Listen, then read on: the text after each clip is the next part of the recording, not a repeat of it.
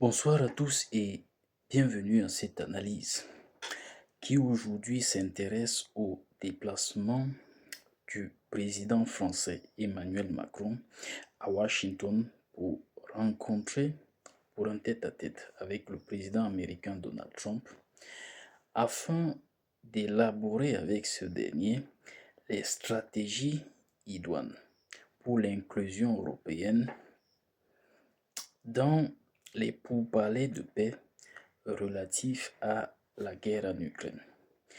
Ainsi, le lundi 24 février 2025, marquant le troisième anniversaire du début de la guerre en Ukraine, Emmanuel Macron s'est donc rendu à Washington pour discuter de la situation des Ukrainiens avec son homologue américain Donald Trump.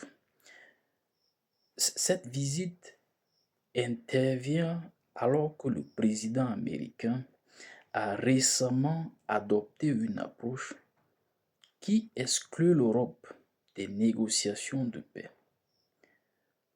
Le président français cherche ainsi à tirer parti de ce qu'il qualifie de sa relation spéciale avec Trump pour inciter ce dernier à intégrer l'Europe dans tout accord relatif à la guerre en Ukraine. Cela dit, la question centrale est de savoir si Macron est réellement en mesure d'établir un rapport de force avec son homologue américain. Sachez d'emblée qu'il n'existe aucune garantie que cette démarche soit fructueuse. En effet, Macron et Trump ont tous deux entamé leur mandat présidentiel en 2017, établissant une relation fondée sur des offensives de charme et des échanges amicaux.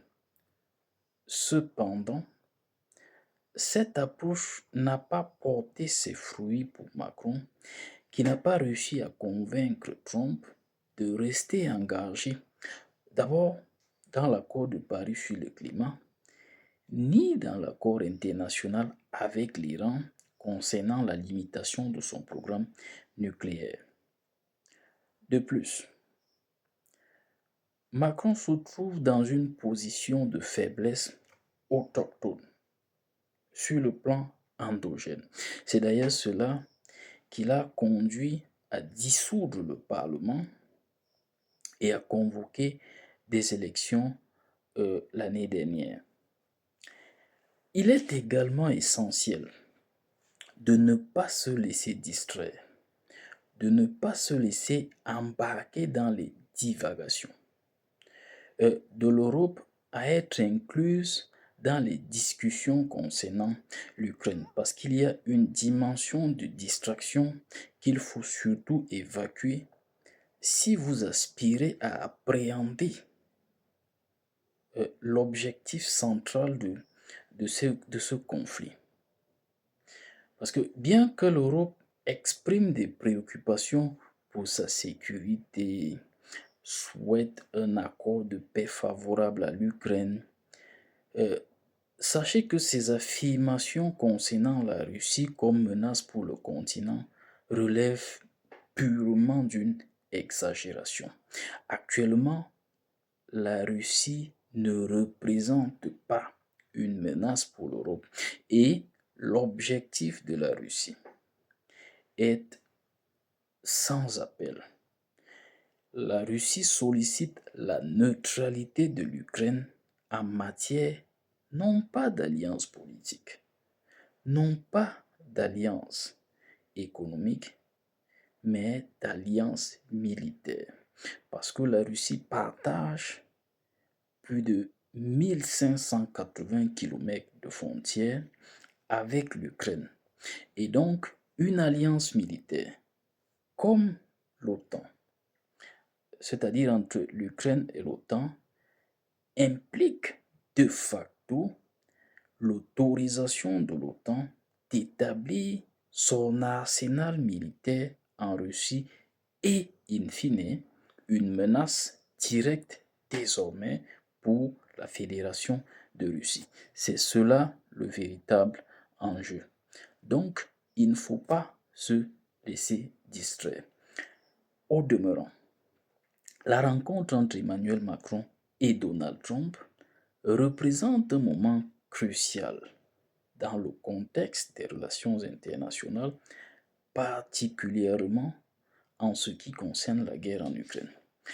Alors que Macron tente de rétablir un équilibre en intégrant l'Europe dans les négociations de paix, il se heurte à une dynamique complexe où son influence est limitée par des facteurs à la fois endogènes et exogènes.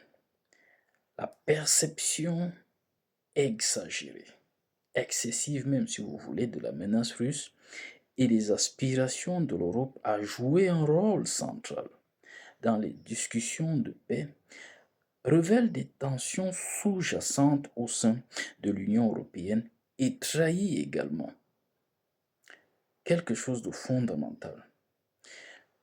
C'est que une participation de l'Europe à la réalité est synonyme de blocage. Parce que l'Europe, comme partie prenante à ces pourparlers, n'admettra jamais que l'Ukraine assume son statut de neutralité exactement comme le Cuba l'assuma en 1962, souvenez-vous, pendant la crise des missiles de Cuba, comme l'exigeait l'Amérique du président Kennedy. Il s'agissait, souvenez-vous, aussi d'une crise militaro-nucléaire. Secondo, l'Europe n'admettra jamais que l'Ukraine débatte en position de faiblesse.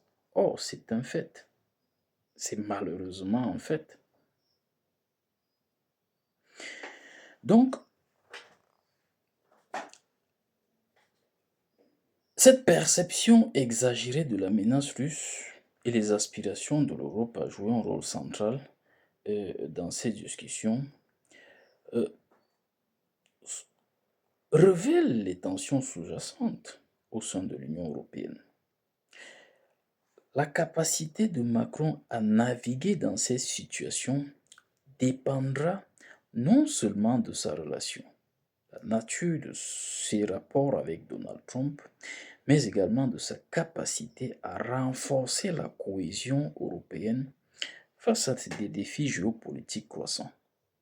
Ainsi, l'avenir des négociations de la paix et de stabilité régionale dépendront de la manière dont ces leaders parviendront à collaborer tout en tenant compte des réalités géopolitiques actuelles.